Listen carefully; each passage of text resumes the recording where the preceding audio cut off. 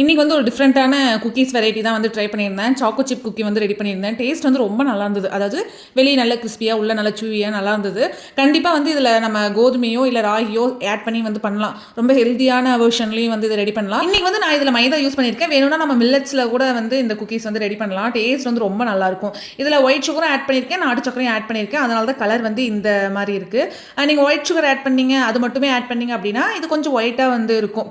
இதே வந்து நாட்டு சக்கரை ஆட் பண்ணும்போது இந்த மாதிரி ப்ரௌன் கலரில் வந்து நம்மளுக்கு வரும். இந்த குக்கீஸில் நம்ம வந்து பட்டர் நாட்டு சக்கரை ரெண்டுமே ஆட் பண்ணியிருக்கிறதுனால டேஸ்ட் வந்து குறை சொல்கிற அளவுக்குலாம் கண்டிப்பாக இருக்காது. ரொம்பவே நல்லா இருந்தது.